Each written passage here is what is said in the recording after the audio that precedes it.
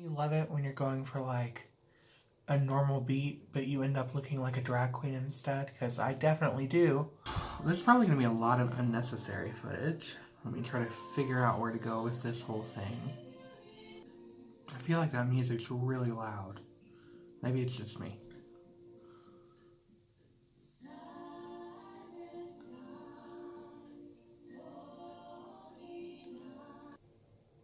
Ooh, I look good. Woo, okay. Severe. You know, some days I feel like I look really cute, and other days I feel like I look like Ursula. Poor unfortunate soul. Hello, and welcome back to my channel. Welcome back to my channel. I don't even have a channel yet. It's been 5 minutes now, and I've managed to get probably nothing but B-roll since I keep mixing myself up and starting over again, or just saying random things. Also, it's the middle of the night, so that probably doesn't help, and I would make myself some coffee, but who really wants coffee in the middle of the night? God, this hair is dimmer than my future. So it turns out starting a video way harder than I thought. So this is clearly the next day, if you couldn't tell from my appearance changing, the lighting changing, everything changing. Hello, how are you? That sounds terrible. Hi, my name is Harley, if you didn't know, which you don't, because this is my first video ever, and you'd have no way of knowing who I was prior to this unless you were on my Instagram, but with a whopping 87 followers, I highly doubt you're on my Instagram, and if you are, I'm so sorry. I have been debating starting a YouTube channel for a while now. Originally, the plan was to make like not a vlog per se, but like a video diary for myself, because I'm really bad at writing down my thoughts on paper, at least regularly. I'm very good at writing, I'm just not good at doing that. And this was something I've been thinking might be a little bit easier to do, to keep track of. Obviously, especially for the first couple of videos, I'm still going to be getting comfortable with the whole being on camera thing, so my personality is going to be a bit different, which you'll probably figure out with how well I update this if you ever come back and watch this after the fact. As I said, hello, my name is Harley. I am, as of right now, 25 years old. I am starting this now. I was going to wait, but a bunch of things have happened in the past week in my life that kind of made me expedite the process a bit. So I grew up in Texas, gross. For a long time I've been here at the very least, and I've always been a bit of an outcast, and I've found myself keeping afloat through the different art forms I've been able to introduce myself to. So acting was one thing, drawing and painting, which is what I went to college for, makeup, which you'll see probably from some shots before, and this right here. Trying to think carefully before I speak because I don't want to just ramble, because I feel like that's really strange. I'm probably going to save the about my life video for a later day. I just wanted to focus on right now and what this video means to me, which is a starting over of sorts, new beginnings, whatever, probably, which is what I'll title this video, not that you need to know that. But I've been very lost for a while now with the direction that I want my life to go. And you know, you get so used to telling yourself as a teenager that by the time you're a specific age, things will have fallen in line for you. And you get to that age and you look around and you're like, this isn't at all what I planned for myself. I know I certainly didn't plan this for myself. Growing up, I was always under the impression that I was a fairly intelligent person, I was fairly talented, and I was going to make something with my life. So far, that is not the case, which I'm sure all one of you or me on an alternate account watching this right now can relate to. I went to college, regret doing that. I got out of college, I bounced around from job to job for a while. For the past year or so, I have been working in a job that I really enjoyed. I'm not going to say the name of the company right now, just for probably safety reasons. But I got this job pretty much unqualified. Before that, I was a pharmacy tech, which paid decently. It was pretty chill. But I just realized through that interaction that I don't really like people like that. I'm a very fun person. However, I have very little patience for all of that bull. And I got very tired of having to deal with that kind of disrespect.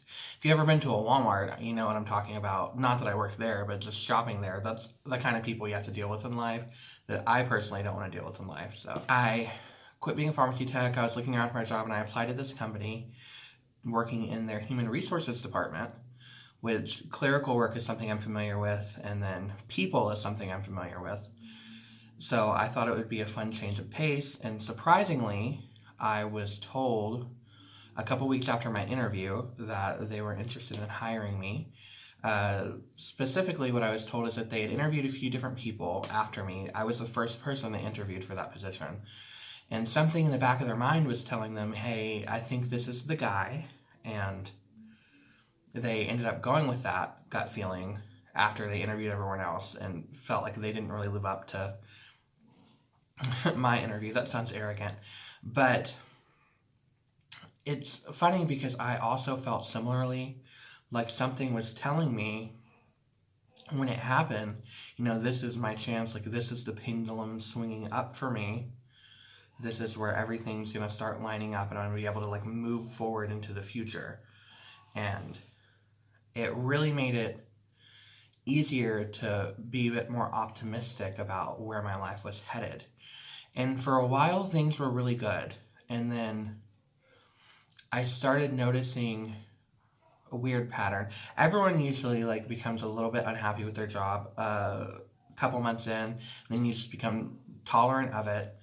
And I was getting unhappy because I felt as though I was the only person in my department and I was having to do my boss's job for them. And that added stress, plus a lot of other things that were going on in my life, which I can expand on in another video, like I said, were making it very difficult for me to continue working under the same level of operation mentally. You know, typically speaking, I'm a very charismatic, outgoing person. I'm pretty loud. I'm pretty like all over the place. I like to dance around and sing and do all that stupid stuff like a child. I'm just a big child. And I could see that it was weighing heavy on me. Now, granted, this place I was working was somewhere that I didn't want to be in the first place. And I don't mean the company, I mean where I lived in Texas. I never wanted to stay here. But circumstances, growing up poor, growing up with a family that I did, kind of limited my ability to do certain things after high school. And then the way that played out kind of kept me here. So I was already going in, not with a negative attitude, but kind of bitter about the whole situation. So that bitterness combined with the developing bitterness at work was really taking a heavy toll on my mental health to the point that other people were noticing. As time went on, the situation got progressively more taxing. So I had issues, I feel like in hindsight now, possibly because of my sexuality. You know, we live in a more progressive modern age and people like to claim that they're super tolerant. But as we all know, especially people who are a minority, not just sexually, but, you know, skin colors, religion, you know that people claim to be okay with things, but their behavior behind closed doors can be something completely different. I felt like I was continuously singled out, and I live in a very conservative area of Texas. So that was something I was used to. You know, I have crazy hair. As you saw with some of these other clips, I wear makeup. I wear earrings a lot. My nails are obviously, you know, acrylic. So I'm used to being a little bit out of the norm. And that was something I was prepared for. However, typically that has never invaded my workspace. And I was subject to a lot of hearsay, specifically being the only person in human resources. You're going to be a target of a lot of gossip because, you know, your name's going to get thrown out a lot, especially because people, whenever they do mess up and they do have to get a talking to, it's usually from human resources, so they're going to want to get back at you. So it wasn't very uncommon for me to find myself the subject of rumors like I said something inappropriate or I threatened somebody or etc., which none of them were true. And because they weren't true, I never really let it get to me. But I noticed over the past few months, the behavior was kind of escalating. And I was finding myself getting in trouble a lot more. And I was trying to tolerate it, especially because it's the holidays, stress levels are high. I felt like if I just ignore it, it'll go away. Now, granted, during this time, I got some great advice from a friend of mine who I worked with who said, cover your assets, as she likes to call it because she's cheesy, and told me to get a journal and document what all was happening to me so that if anything ever happened, I would have evidence. So, a while back, about 2 months ago, one of my close friends at work, I won't say her name, she was terminated under false pretenses.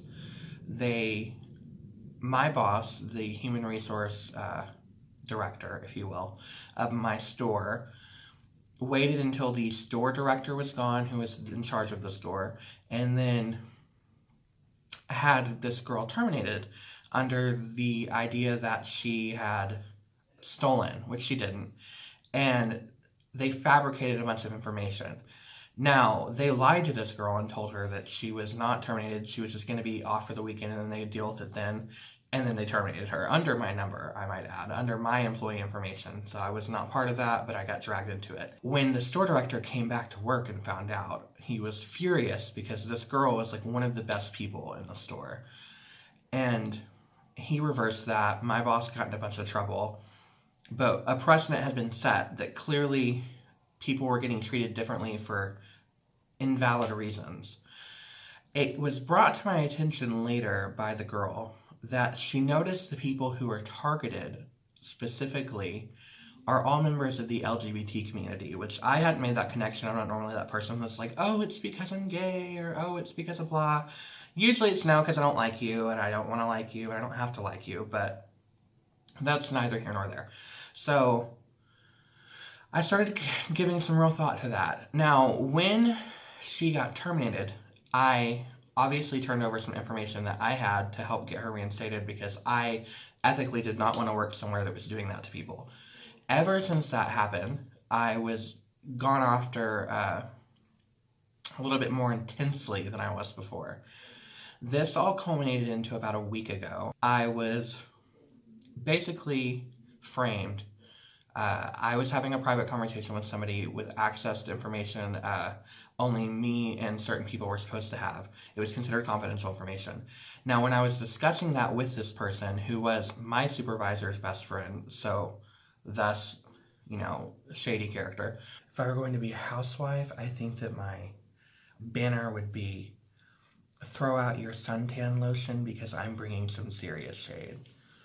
She had taken out her communication device and held the button down, which I did not know until after the fact. So when she did that, the confidential information that I was giving was then broadcasted on the social channels of the store, so other people heard it.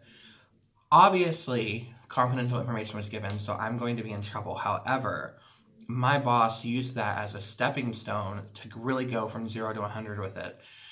And I, instead of getting a warning, was given essentially what was a termination notice.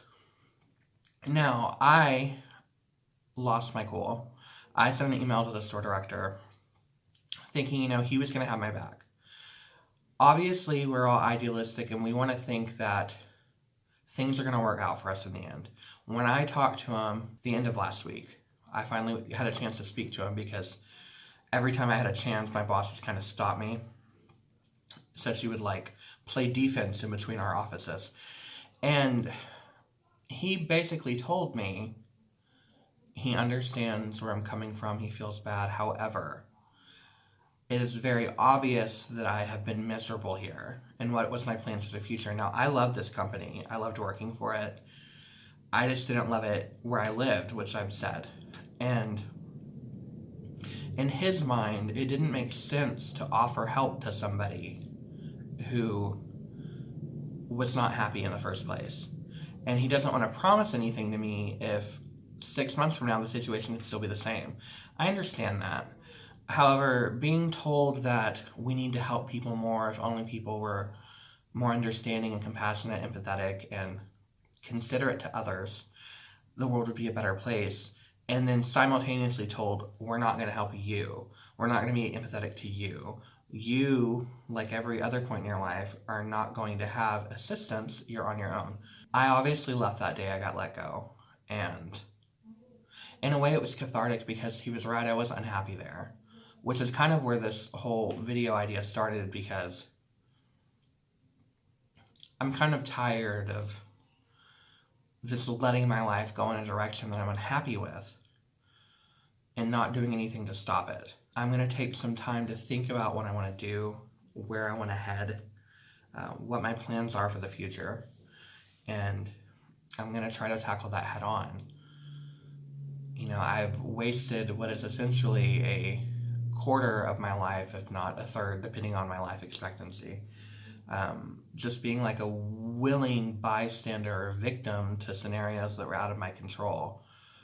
And I don't want to do that anymore. I want to put myself first.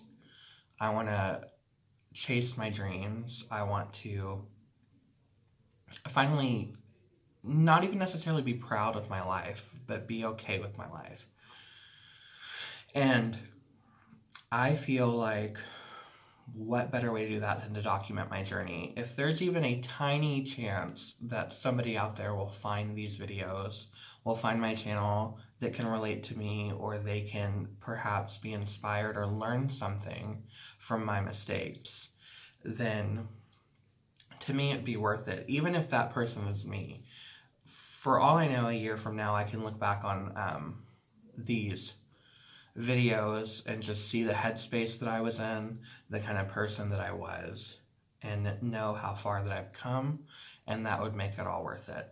Now, that being said, I have a couple different plans for how I want to do this, so this is my first video. My plan is to have not a weekly vlog per se, but kind of like a Dear Diary-esque moment where I'm going to start with the beginning of my life up to this point.